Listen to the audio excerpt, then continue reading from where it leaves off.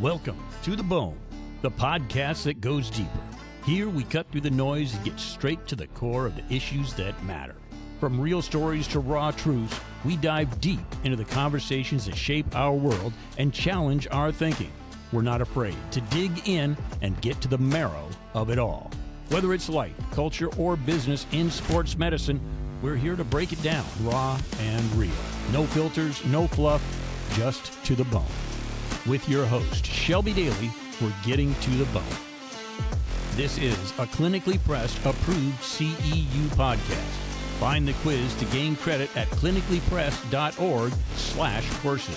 Clinically Pressed Company, making the complicated simple through results that give back. Find out more at clinicallypressed.org. Let's get started. We have Brian Hortz, and we are talking about licensing, registration, and whatever other states are doing at this point. Currently, we know that California is registration. That recently passed about a year ago. But there's some other states that have other caveats to their maybe not licensure, or they have a licensure path with a different route.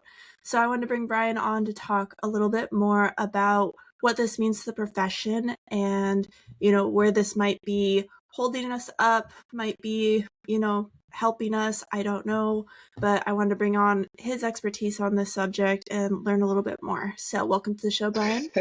I appreciate it. I'm not sure how expert I am, but I have been a board chair and been on our state licensing board and been involved in regulatory affairs pieces. I think there's a lot of misunderstanding about licensure, registration, the different paths and how, each one of them, each form of regulation has its own restrictions.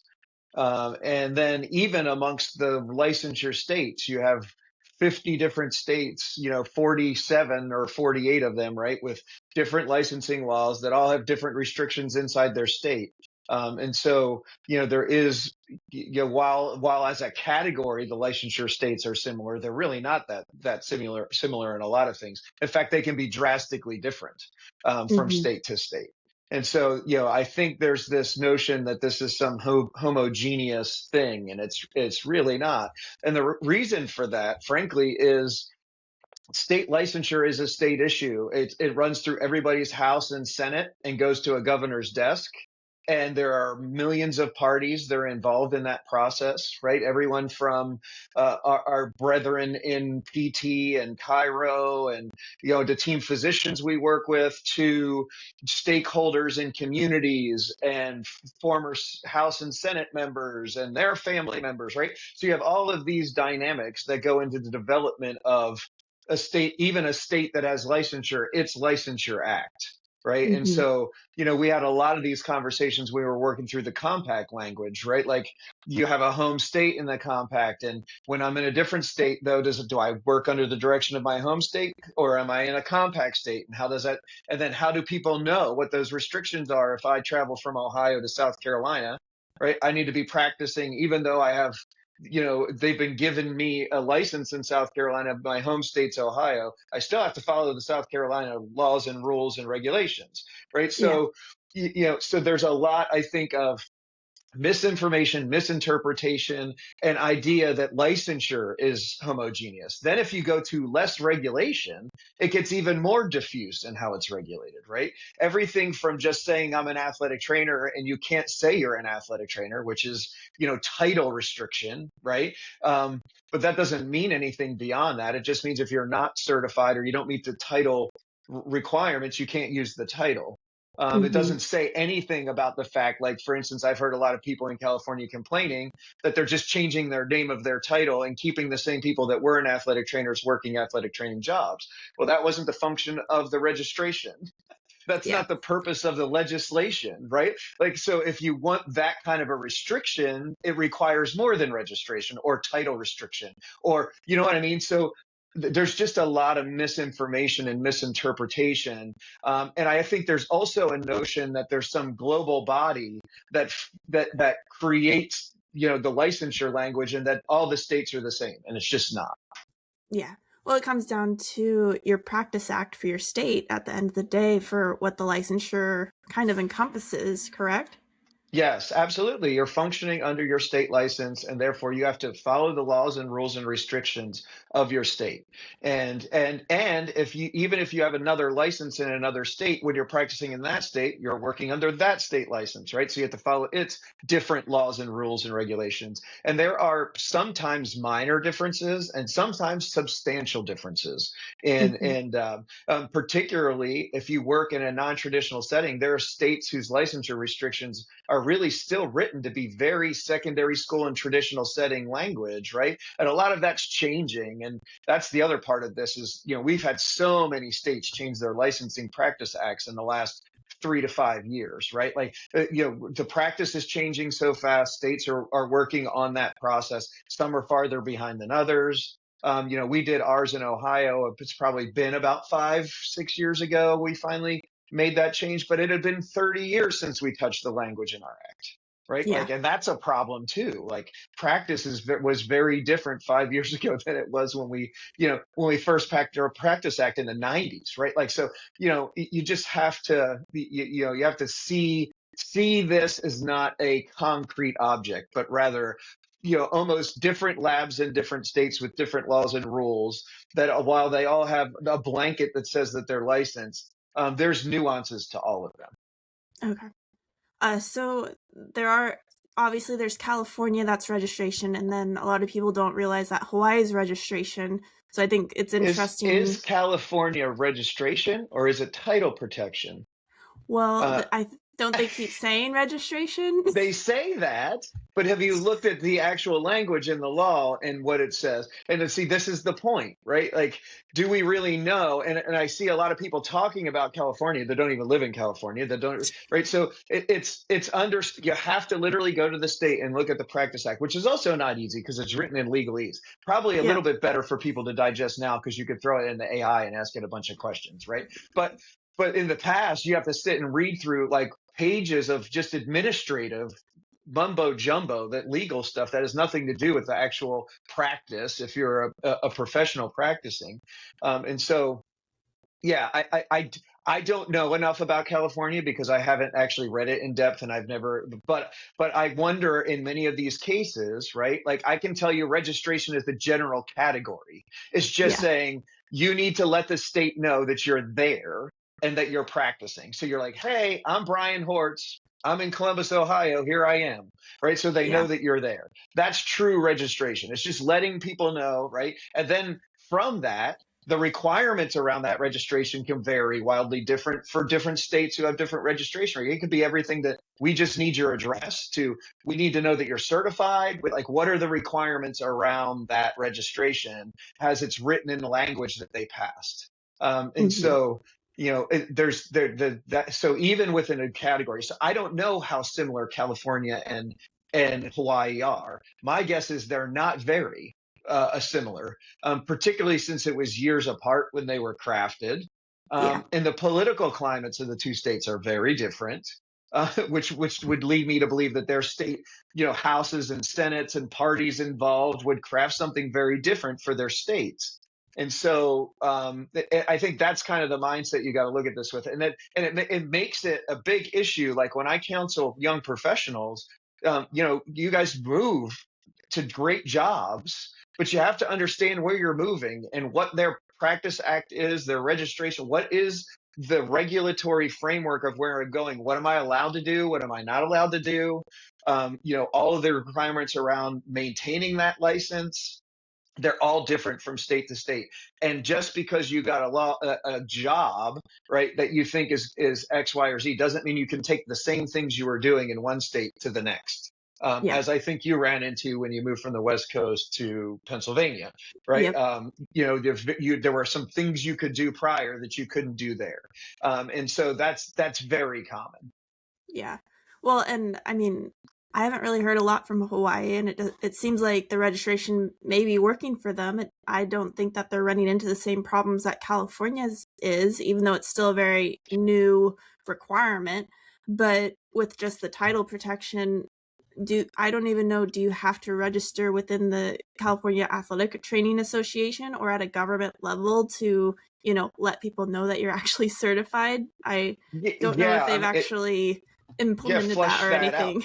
And state athletic training groups have nothing to do with the legislation and the operation of the legislation, right? Hmm. So going to so CATS, right, California Athletic Trainer Society, has have nothing to do with the legislation. That's solely a state legislative body issue, and then they form some regulatory framework around it. Now they may be involved in the crafting of the language. They may be involved in disseminating that to their constituents and letting them know what that is and what the frameworks around it are. It sounds to me like that communication hasn't been really good Hmm. in this case, because there's a lot of confusion and gray and talk around, I see on social media around that process. And so maybe that's the biggest issue. Maybe it's that we've got some legislative framework in place that they worked hard to get, and I don't want to poo-poo it one way or the other. It is what it is. But how do we communicate it to the folks? Let them understand how this process works, and also give people an understanding, maybe even nationwide, how it's different than other places, right? Yeah. Although I'm not even sure that's their job. So you know what I mean? Um, Yeah. and I think that the biggest frustration for people is I think they want this to be a homogeneous object, and they get very aggravated with the fact that it's not. And then they Hmm. blame the NATA, which has absolutely zero to do with any state practice act. They may chime in as a third party, but I come in and I do a lot of kind of like writing on behalf of state licensing changes. But frankly, if I'm a senator in the state of Ohio and you write me from Alaska, why do I care what you think about my law? My constituents in my district are Hmm. who I'm worried about, right? And so I don't even care what you think in Alaska about what we're doing in Ohio, right? Yeah. And that's the way they think. That's their job. Their job is to protect the citizens of their state, and their job as a senator or a House member is the constituents of their communities that are voting for them, right? And so I think there's this notion that NATA can come in and lobby on behalf of from Dallas on behalf of every licensure act to make it exactly the same. And in fact, the people on the other end of those documents, when we send them all in, 90% of the time don't care what I think. Right. Yeah. I mean, we just had a licensing change for dry needling, for instance, in Maryland, and I was happy to send a letter. But frankly, I did talk to a senator that I know there, and he's like, I don't care about what you think, Brian. You don't even live in the state. Why would I care? You're not voting for me.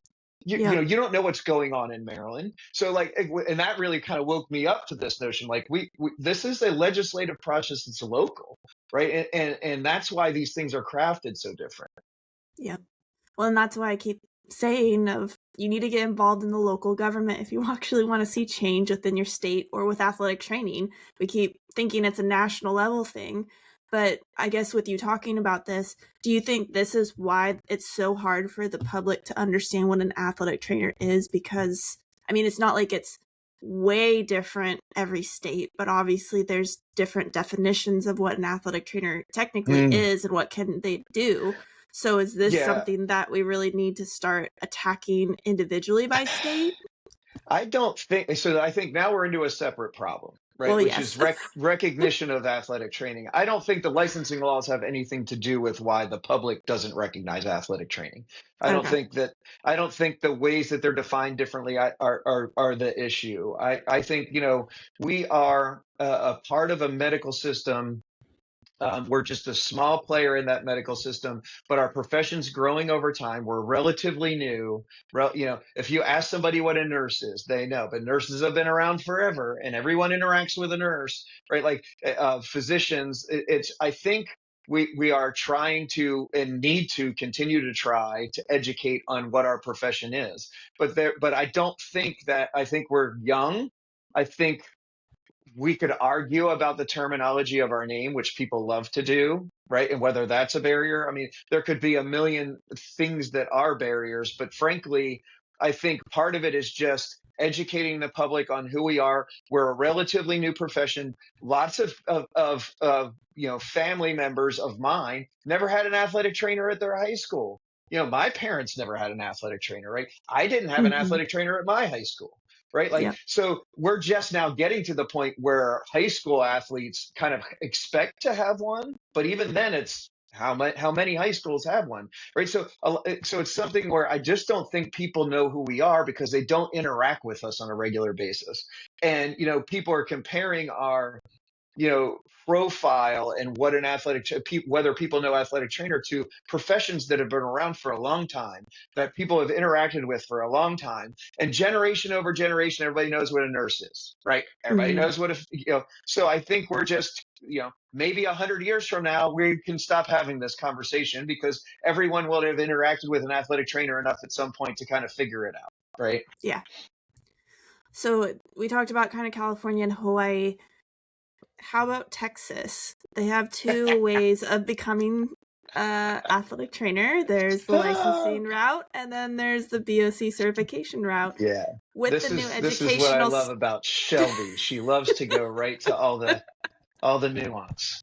Yeah. well, I just don't understand that we've made a big deal about the educational standards with the masters, and now, we still have a state that has a route that blows off the educational standards that we're trying to establish as a profession. So I'm surprised that hasn't been grandfathered out already. But do you have any thoughts on that? I mean, I Uh, know there's some people that have moved on, and it may be up for change, but I guess yeah, I don't understand.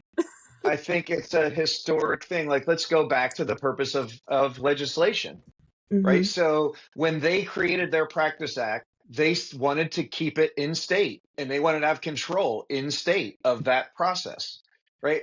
And that's their purview. They are the state of Texas. Their senators, their House members. Now, we could argue whether at this point that's better than or equal to or different than the BOC track, right? All of those things.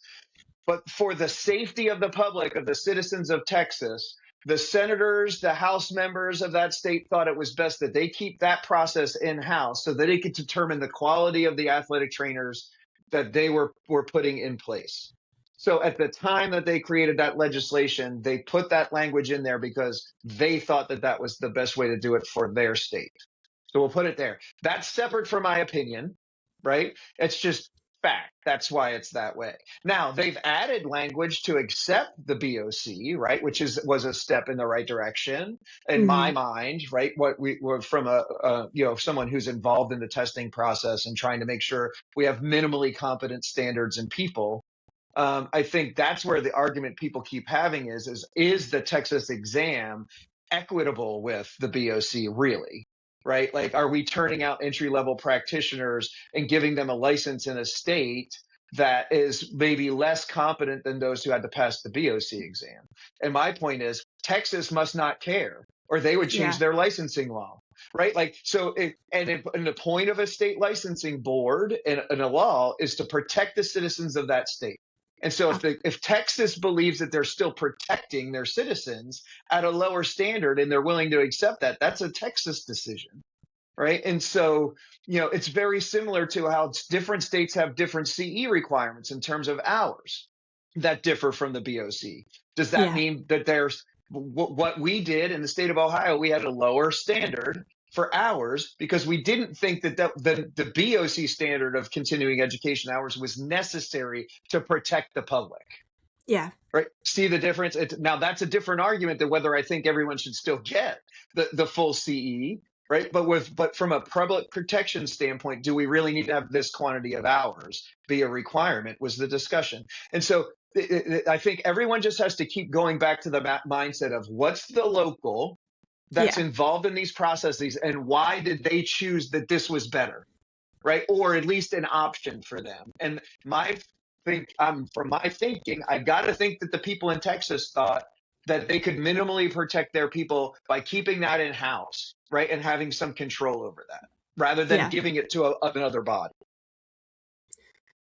So I guess going back to, we're not a homogeneous profession for the licensure act portion of it, but if we're defining entry level and our certifying body has defined that as a master's degree and sitting for the BOC certification test, I don't know.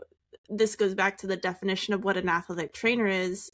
know if it's necessarily education related, since we have such a mix of bachelor's and master's students now, but it kind of opens that question up of, I guess, what are the qualifications for an athletic trainer with this route, if that's the minimal requirement to sit for the licensing test in Texas.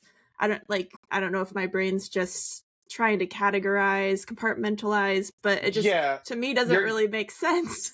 We're trying, this is the group. It doesn't make sense if you think that everything has to be homogeneous, right? Yeah. There are some people who could argue that, do we need a master's degree to if you pass the BOC exam and you didn't get a master's degree, are you not still entry level?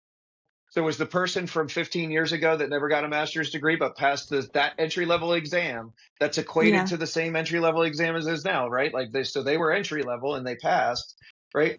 So the fact that we changed and added a master's requirement to the professional development piece, does that mean that the master's is now a standard that everyone has to go get in order to be viewed? Or do we look at this as a less homogeneous thing, right? Which is, the professions developed over the time, professions change over time, requirements change over time. But the beautiful thing, this is the one beauty of the BOC, which is why I would advocate for most states to use it as a requirement, is that you have an independent body who's coming in, has nothing to do with athletic training per se. Their job is to say, what's the entry level knowledge and skills you have? And we're going to give an exam that's independent of the programs that educated you and the NATA itself, who would rather have thousands of practitioners in the profession, right? All of them. Come one, come all. More NATA members is better for us, right? To protect the public, we're going to create this minimum entry level requirement that everyone has to pass. And so, I think that was a huge step for us to get more homogeneity at the bottom. Yeah. Right.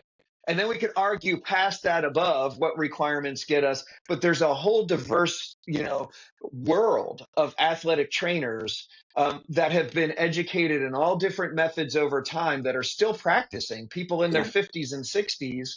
Right. Are they, and how do we keep them above the minimum floor? Right. Like that's why we're doing all this discussion about changing continuing education. And is that what we're doing best in those kinds of things?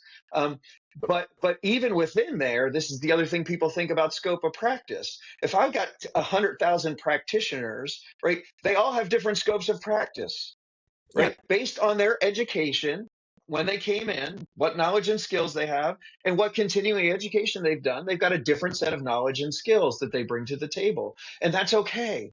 Yeah. Right. Like, we get locked in these mindsets that like scope should be the same. We should all be doing the same things. And we all wring our hands and they shake their hands and they get frustrated. I'm like, that's never going to happen. It's never going to happen. Right. The profession, and it's no different than any other profession. You got people with varied skill sets, knowledge and skills along the way. But good professions make sure there's a floor. Yeah. Right. And that everyone is above the floor. And this is where I hear the discussion about the Texas piece coming in. Are they really enforcing the floor? And in my comeback to that, if I'm going to be contrary, is, do I need that floor to be the same to protect the citizens of the state of Texas? They must have thought that was unnecessary, or they would have gone with the BOC requirement and just left it at that. They left this other route because they must think that they're still protecting the citizens of their state with this other standard. And we could argue whether that's the case or not. Yeah. I guess I don't know if this is too rash, but I think to me, it's just kind of like, what's the point of, obviously they're getting licensed, but what's the point of the certification kind of thing of, creating the bottom stand or the minimum standard if, there's still kind of this outlier that's hanging out there. But that's a state issue. That's not a BOC issue. That's not, that's not an NATA issue. That goes back to the state. And we could ask the people in that state and the citizens, and you may even find that every athletic trainer in that state would like to do that. Yeah. Right? That doesn't matter. They've got to get someone to bring something to the House or Senate floor that changes it and gets enough votes from their House members and Senate members to change it, right? And there's a lot of constituencies involved in that discussion.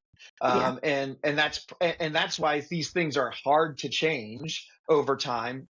Um, Sometimes I think we make them harder than they need to be. But they're political processes, right? Like, so what we think in an ideal case is many times changed because of the dynamics on the ground and in the dynamics of that state.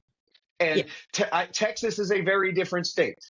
California, very different state. I mean, I'm from, Midwestern Ohio, right? It's their climates are very different, right? Yep. I was in Texas teaching a dry needling class, and one of the things I came back with was a mug that said, "Come and get it," right? Like they still have this notion like everything's bigger in Texas, right? Like they got an The identity. Rough Rider. Yeah. Yeah, right. Like, but also they have these massive rural areas that we don't have in lots of states. Yep. Right. So the dynamics on the ground of providing medical care through athletic training in that state are very different there than they are in Massachusetts or Ohio or, similarly, Alaska. Very different in health, so they all have their own different dynamics. And maybe the reasons why they crafted their laws that way is because they didn't want to get overly restrictive, because they thought that athletic trainers with less restriction could still be a help to their communities and be a value add.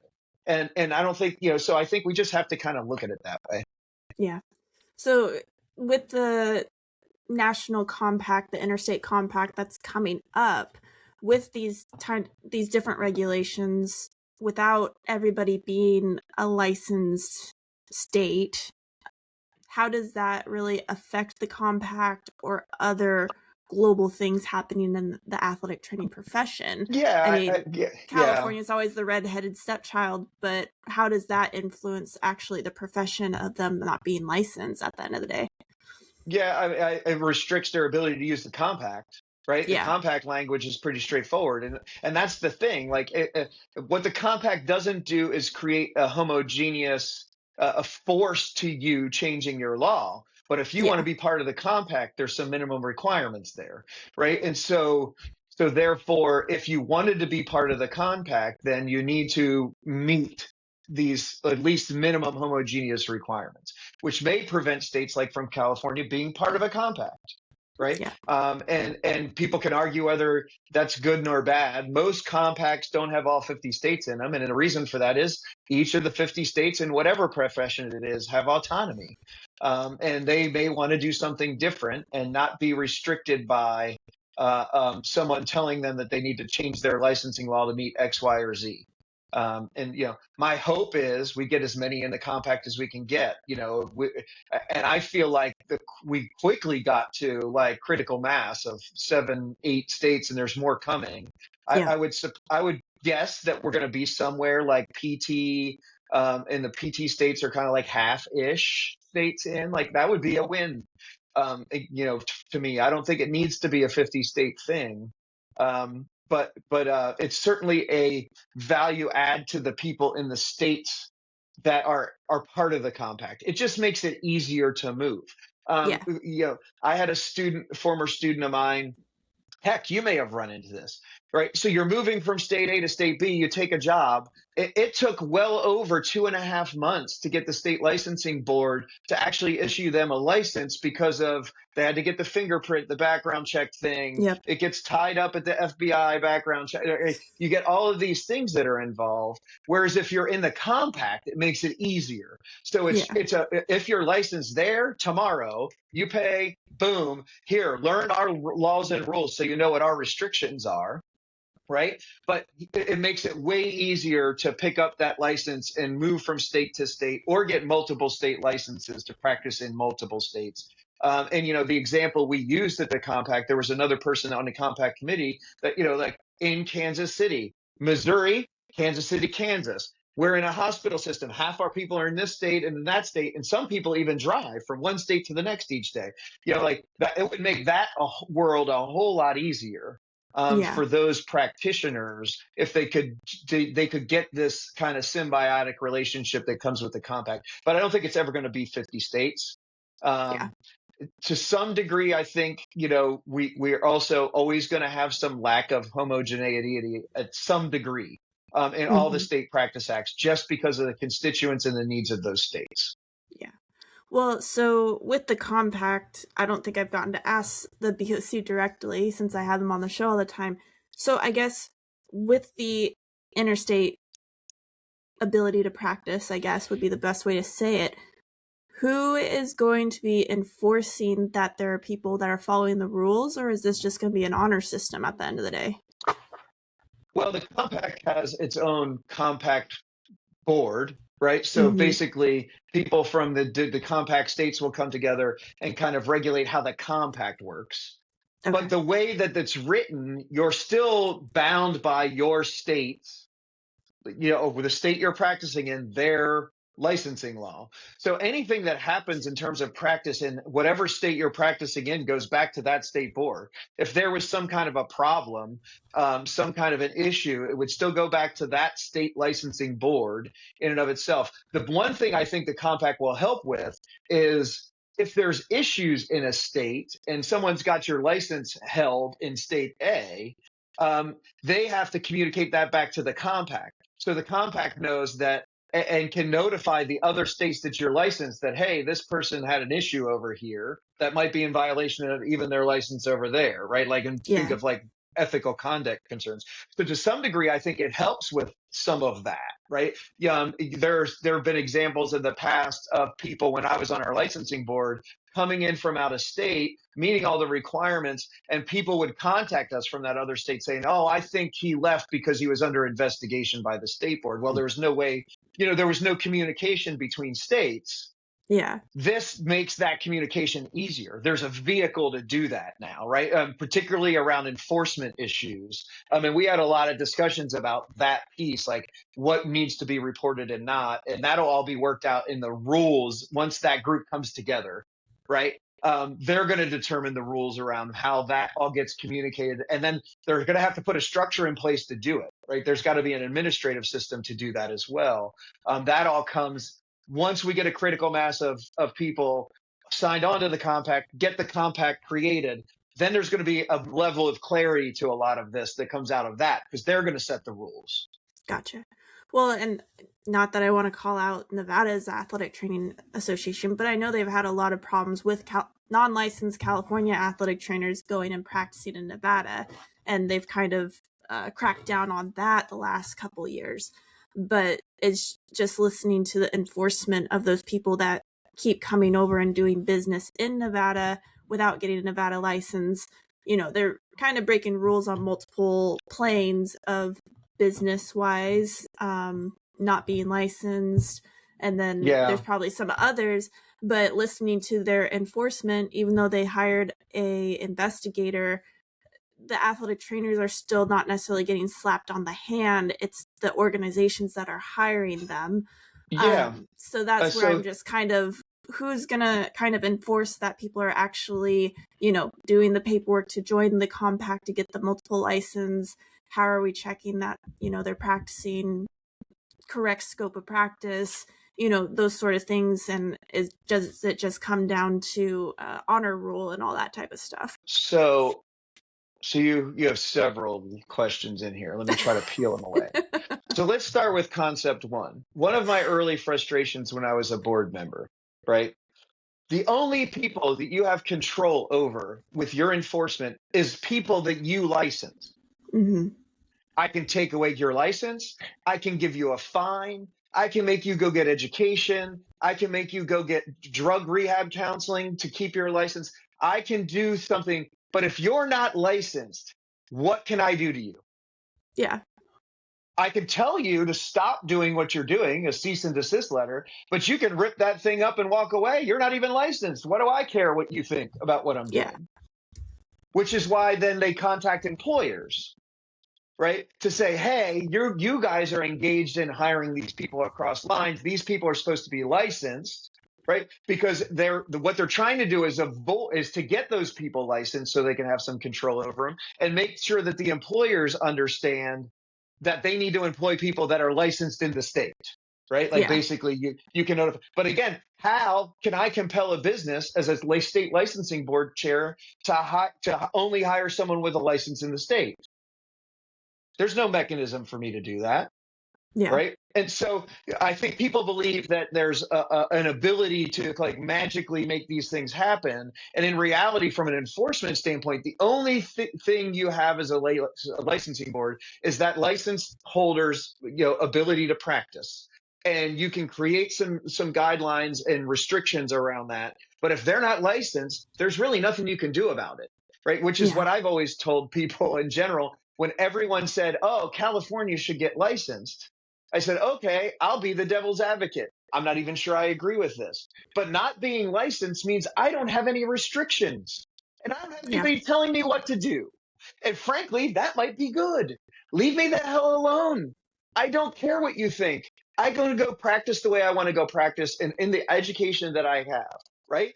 So it's in some ways, there are times that you might say state licensing is over-regulation and Yeah. overly restrictive in certain states. And it's very frustrating for athletic trainers in their states because they'd like to be able to perform certain modalities and tasks that are restricted by their license, right? So we all act like there's this a panacea, like licensure is a magic wand and everything's great and hunky-dory when you get licensure. Frankly, not having licensure may be better Yeah. for some practitioners.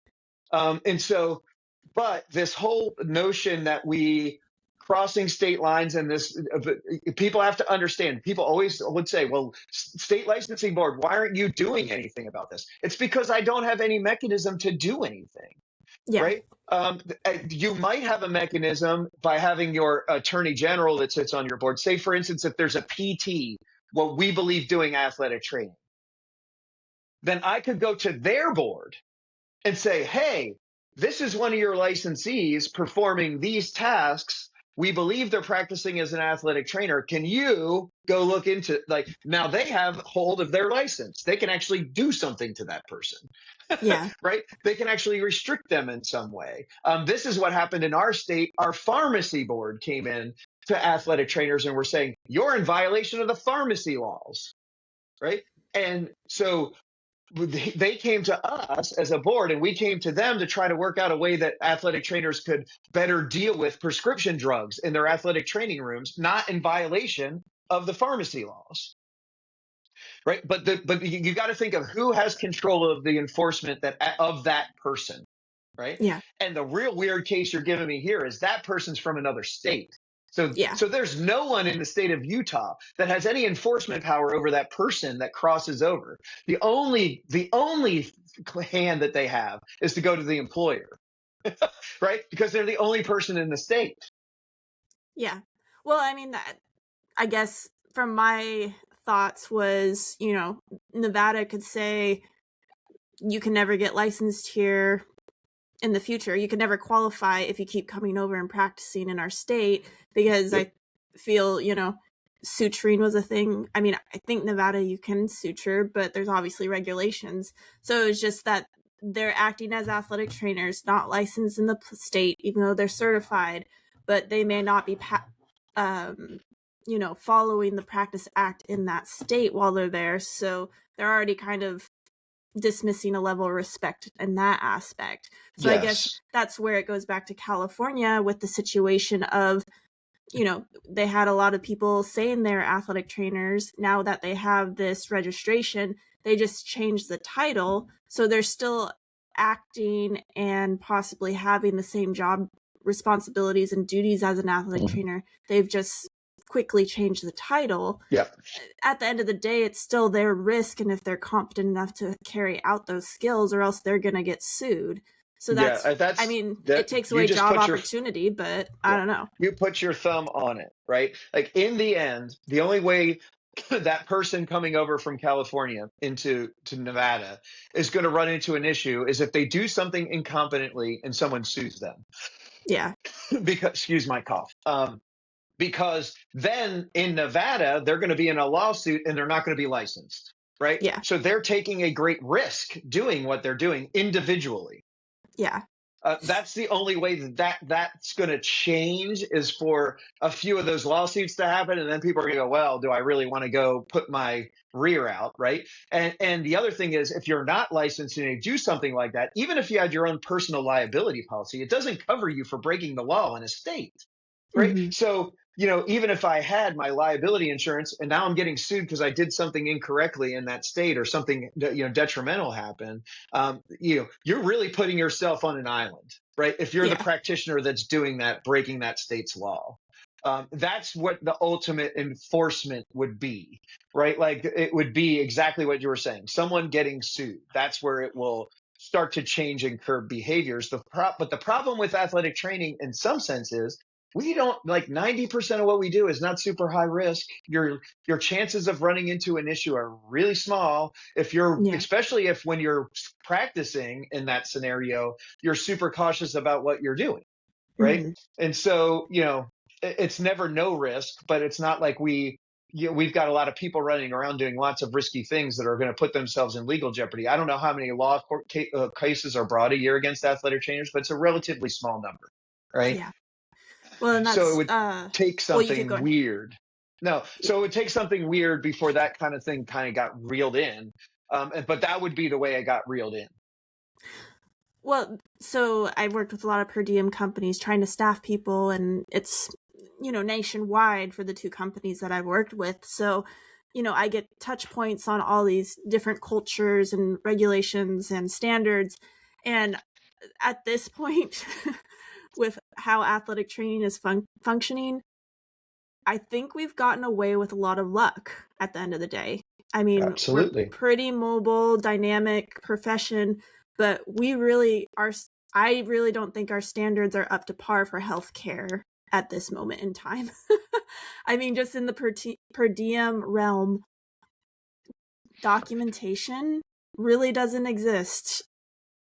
Yeah, We're I not mean, keeping a standard and all these different things, and it's like, so that's these are kind of so high now liability things. yeah, well, and that's a whole different beast, right? Like that's a standard that's ubiquitous to where you are. Like doing medical documentation is something that's a standard medical practice. So if you're not Yeah. doing medical practice, documentation, that's an issue. Yeah. A lot of these per diem cases, though, I wonder. Oh, how do I want to say this? I want to say this without being too controversial. So, what are the tasks you're doing? How many of them are truly athletic training tasks? Or are they first aid? Yeah. In many cases, most of the per diem things I see advertised are, hey, go sit on this field. We're going to have 18 soccer games going on today, and you're going to do first aid. Yeah. Right? So what is the risk, really? I mean, we're doing first aid. Mhm. So I think that's where you run into this. And then how much documentation is associated with that? Yeah. Right? So they just plug into this system where they're doing really minimal things that really I could argue aren't even athletic training, right? Are they really doing athletic training there, or are they doing first aid?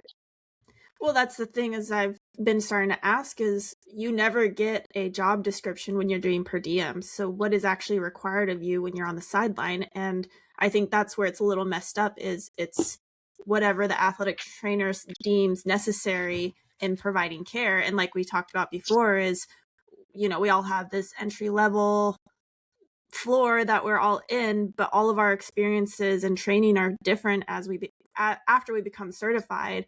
So, I think that's where it's hard with what's the definition of an athletic trainer, because you're going to get a different experience with everybody that you work with. Yeah, So, I think I it don't depends know. on the per diem situation. What are they asking you to do? I think Yeah. there are some examples I've seen of per diem hires that have really in-depth job descriptions, and they already have emergency medical plans in place, and physicians' orders, and it's super organized. Yeah. That's so. I think this just runs the gamut on what you're provide. What are the services that they expect, and do they really expect athletic training services? And if so, then there needs to be something more formal in place, right? And you need to meet standards and rules. But Hmm. if you're just hiring someone who's got the credential of an athletic trainer to just do first aid and be present, I would argue I'm not even sure they're doing athletic training. They're doing first aid.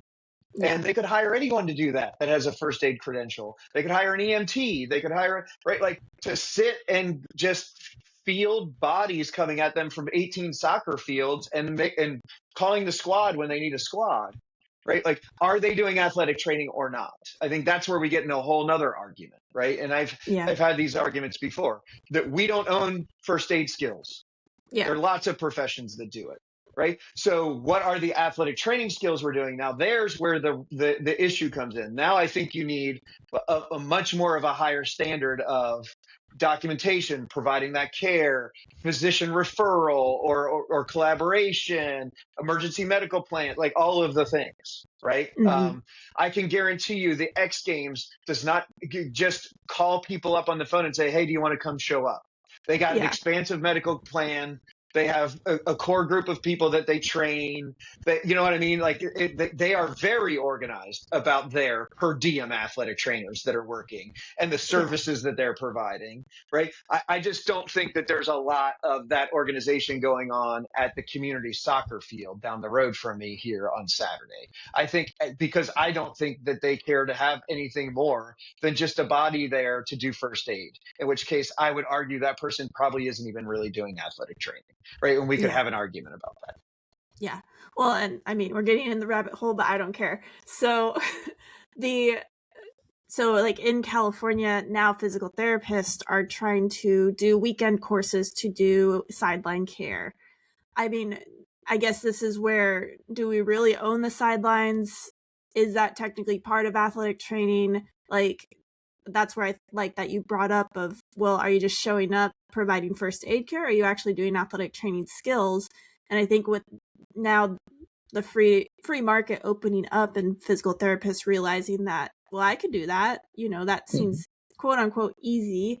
But I mean, I think that goes back to, well, what is the definition of athletic training? Is it really that we're just stuck on the sidelines? Obviously that's a very minimal, old school way of thinking.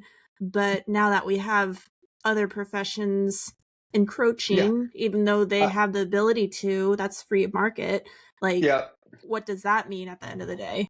So I have a very, I guess, unique view on a lot of this stuff, right? Like, I teach physical therapists, chiropractors, physicians. There's just this weekend, I had 15 people in class, 5 professions, right? Mm-hmm. No one owns techniques. No one owns skills. We don't own the sidelines. Anyone who says that, I think I would argue, right? There are sports-related chiropractors that are doing sports team physician training and becoming team physicians for the sideline. Does the DO own the physician sideline relationship, or does it have to be an MD that owns the physician sideline role, or could it be a chiropractor, or could it be a PT as their team physician, right? There's a great deal of overlap in knowledge and skills in our professions. Yeah. And so all I would say about that is, if you're going to step into the role, you better be adequately educated with the knowledge and skills to provide the services you need to provide there, or you're creating your own liability. Whether you're a physical therapist or any other profession, right? I don't think we own knowledge and skills. I think the things we should be talking about as a profession is, how do we be as collaborative as possible? Excuse me. And how do we assure that the people providing services are safe? And I think that's where the argument around who's on the sideline comes in, is what needs to be provided there. And I could argue we're the best to provide those services. That's a different argument than whether they should be able to do it at all, right? And could there be a physical therapist that has an adequate amount of training that they are actually educated beyond and more competent in sideline care than an athletic trainer who graduated 25 years ago and has been working in a clinic their entire life and hasn't been on a sideline in 20 years? Probably so. Yeah. Right. So I don't think the profession entitles you to any kind of a protection of your job location. I just don't think it matters to me. To me, it's about minimal competence and then advanced competence. Now, I'll stack my athletic trainers up against any other profession in providing that care. Right. Yeah. And we could have that discussion all day long. But my point is, I'm not going to tell somebody that a physical therapist should never be on the sideline, or that a chiropractor could never be a team physician, or every team physician on the sideline should be an orthopedist, which I've heard people say. Right. You have to look at this as, we all have overlapping scopes of practice, and everybody's scopes of practice is different. But the biggest thing we need to do is understand, where are we competent? What's our role? What are our skills that we're bringing to whatever setting we're in? And are we putting ourselves in a situation where we can have success there and our patients are going to be safe there? Yeah. And I think that's where everyone's having the argument about the PT thing is, do they think it's safe? That's a different argument about whether they should be doing it at all. And you could let's have a whole different argument about that. Like, I don't think we should make the statement that we own the sidelines, which I've heard a lot of people say. We don't, right? Yeah. And if you go to a major league hockey arena for playoffs, I guarantee you they got EMTs there. They've got advanced airway people there that are ER physicians, right? For every step of their EMP, they have an expert, right? If we own the ice surface, those experts couldn't step in. That's dumb. That's not providing adequate care. Let's use our overlapping scopes to create the best and safest thing for our patients we can. And let's get out of the turf war stuff and the nonsense that comes along with it and be more worried about training, care, and elevating our practices so that whoever's providing those services is the best person to provide those services. So when we're talking about the open market on the sideline, business wise, so like physical therapy aides, physical therapy clinics, hospitals, even I'm running into that here is they want to hire me, but they're not able to bill out for me. Insurance is obviously a dictator of that, but it seems that athletic trainers are still kind of barred out of certain settings or locations because of insurance. So I guess flipping it back to nobody owns the sideline, for athletic trainers to still be kind of restricted in certain settings, like how do we break through on that I'm trying to loop this together. I don't know if you're following my train of thought. No, I'm following what you're saying. There is a different barrier there. Yeah. So reimbursement. So now we're into the reimbursement space, right? So so now you're talking about every state has multiple insurance companies that have different laws and rules, right? And what they cover, what they don't. Every state can be different. If you take, for instance, I live in Ohio, but my wife's company is in New Hampshire. So my insurance is actually New Hampshire, not even from Ohio. There are things that when I had Ohio Aetna insurance, I couldn't get services for that I now get because I got insurance over there and they'll actually pay for it. So there are even nuances amongst the states about what gets paid and what doesn't. Yeah. But there's also a floor in that market that's Medicare and Medicaid, and it drives all of it, right? And so in terms of who can provide services, what services get paid, what the rates for those services are, right? And this is where you hear even the people in the insurance markets complaining about reimbursement amounts. Right. Yeah. Right.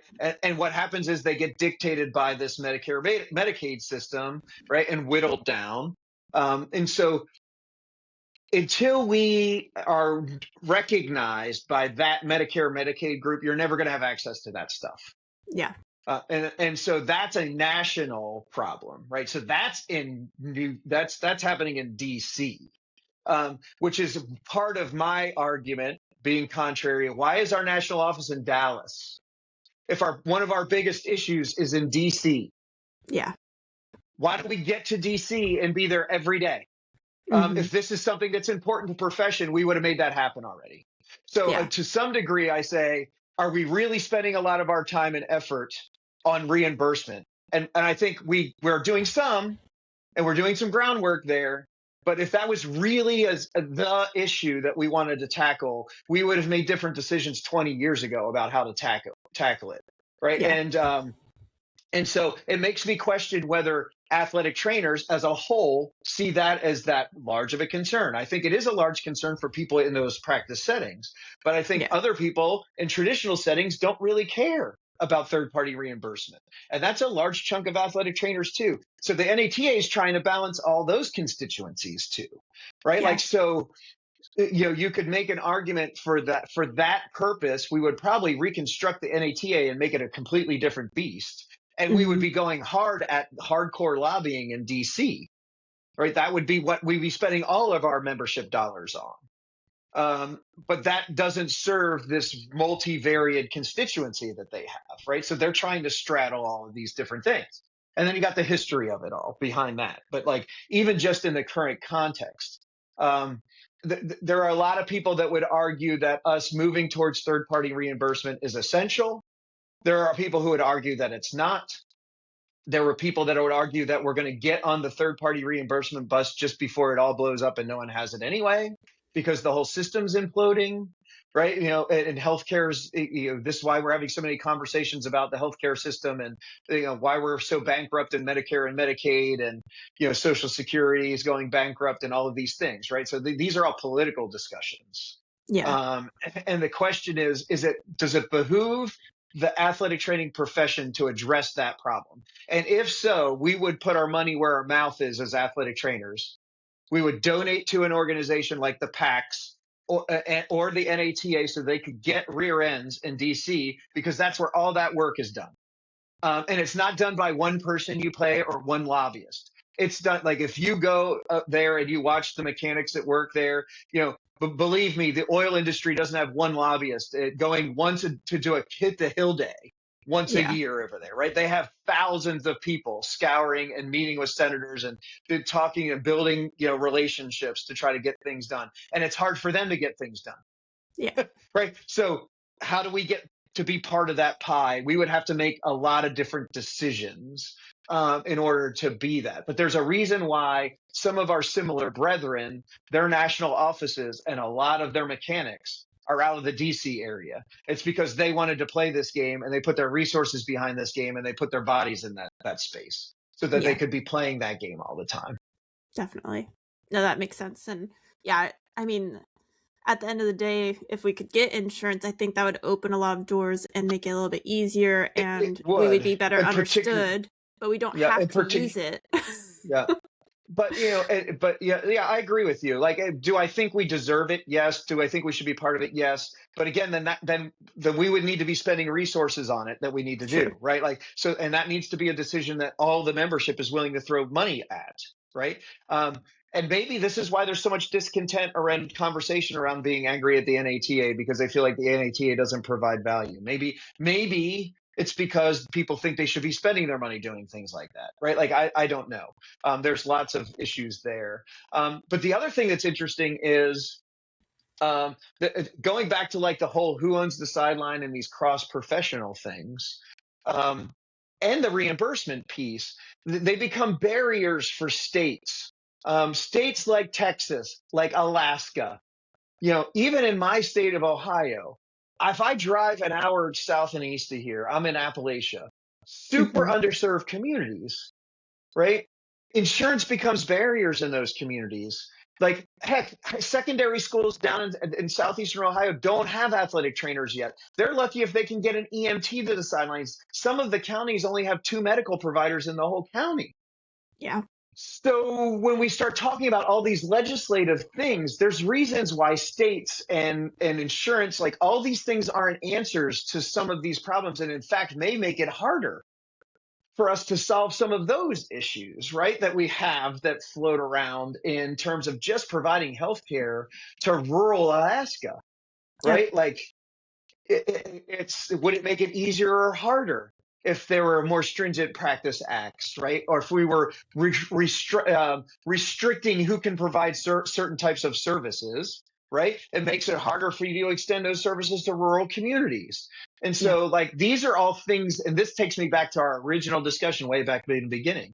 Why is Texas different than Ohio, and Ohio different than? It's because the state senators and House members in their seats have to think about all of these things, right? That we don't think about as a profession when we're arguing about trying to get all this homogeneity in the system. My southeastern Ohio House rep is more interested in not just getting athletic trainers, but anyone who's got a foggy idea of medicine to any sideline they can get them on a Friday night. Yeah. Yep. Well, and that's, right now I'm trying to work in the background is the federal government has approved rural grants, basically money to healthcare services in rural areas. So Alaska got multi-million dollars to try to get bids for people to provide healthcare to the Bush the bush cities, all those areas, the villages and all that. So I'm trying to work with a few different athletic trainers on how do we get a proposal of virtual athletic training to those That'd be great. communities to help, combat comorbidities before they actually happen. And that discussion's happening where? Where are you going to have that discussion? You're not going to the NATA for that discussion, are you? No. It's all an individual initiative at this point.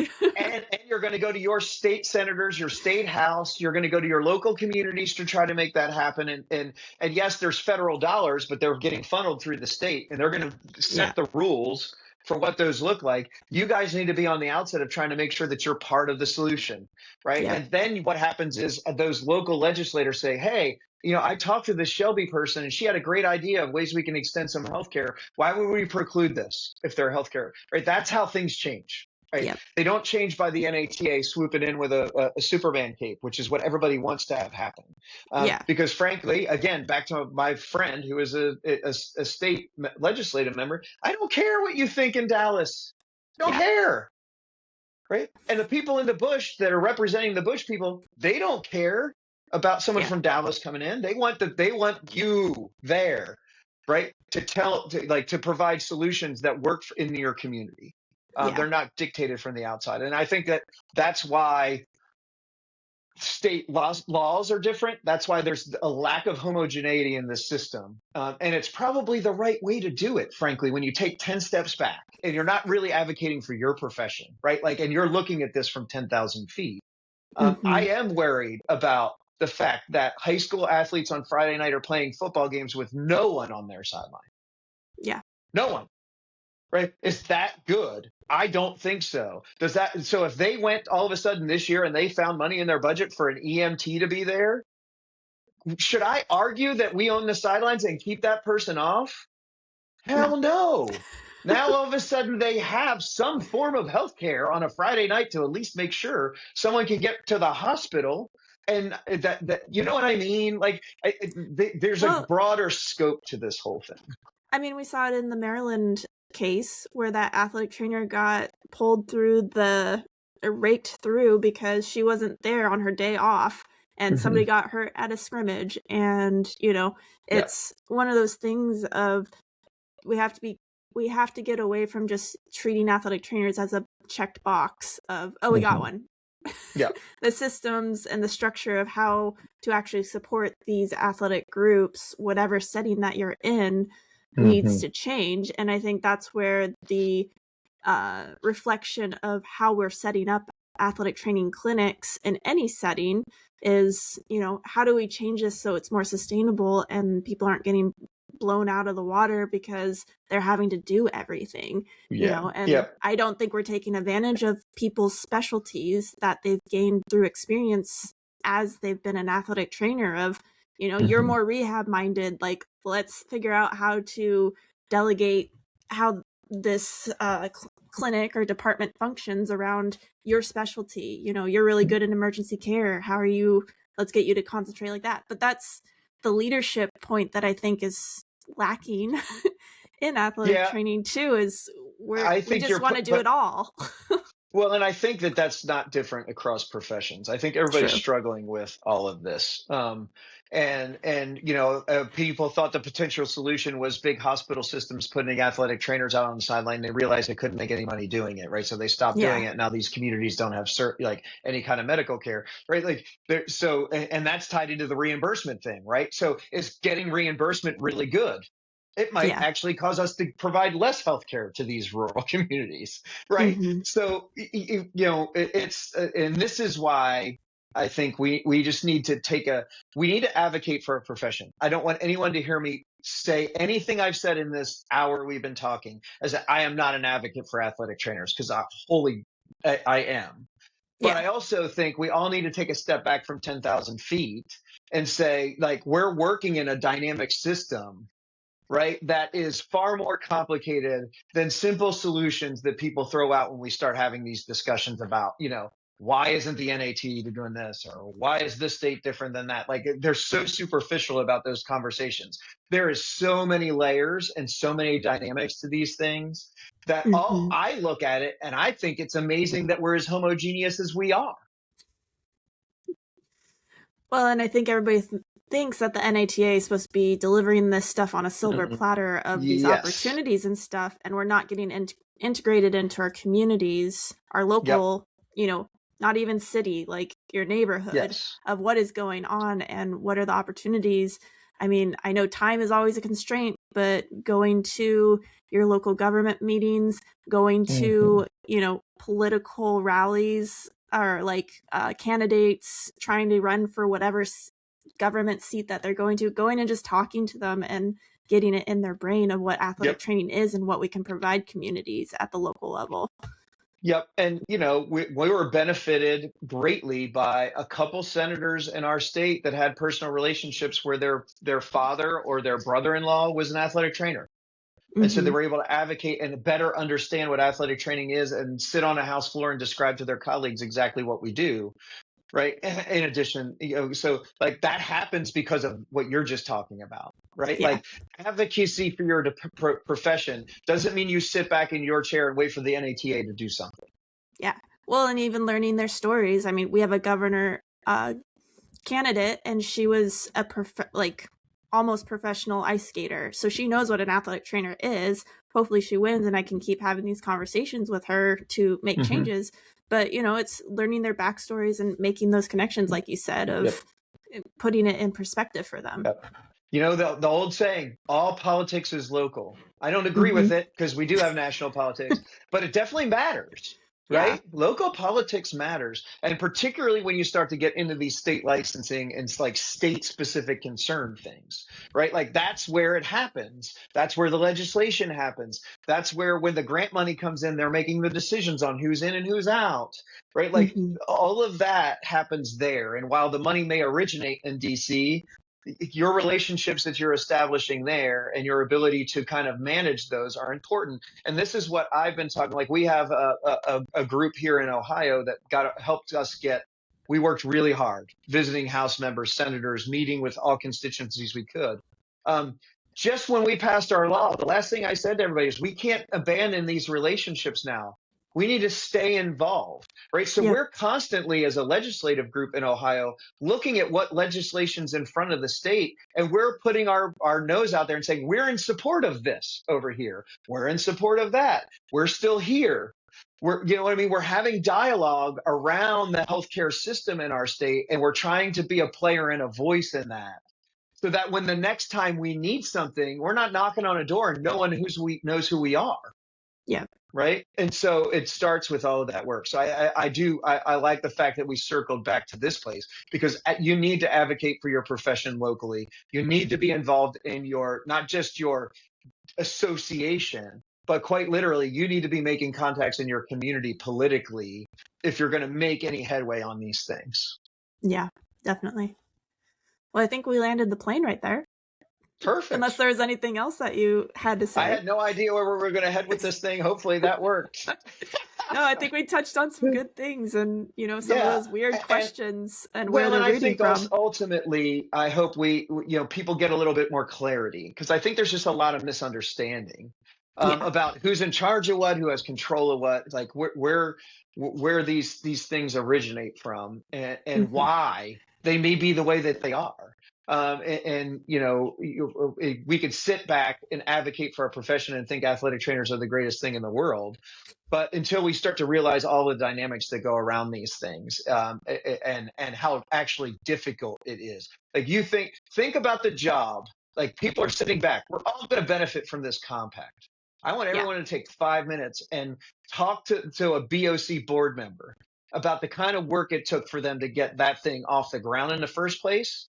And then to get someone in DC to actually put a committee together and walk that through that process, that was a huge lift. And people like to throw rocks at that thing, but they did yeoman's work, right? And we need more of that, right? At the local levels too. Yep, definitely. Awesome. Well, thank you so much for being on, and I'm sure I'll have you on again when I have one of those weird questions. Well, I always appreciate you. I always appreciate the fact that you're willing to put your thumb on the uncomfortable place and have the conversation. And My only caveat to that is some of these conversations are best held this way rather than on social media, where we like to blast each other in one sentence quips back and forth. Yep. Whereas I think if we all sat down in a room together and talked through a lot of this stuff, we'd start to get to the nuance a lot faster. Yeah. So that's where I think podcasts like this are great, because we can kind of get some of the onion peeled. Yeah. And if anybody wants to challenge it, come on and talk about it. I'm open Absolutely. to it. Absolutely. So, well, thank you so much. And Yep. I hope Take to have care. you on soon. Bye. Yep, I'll see you.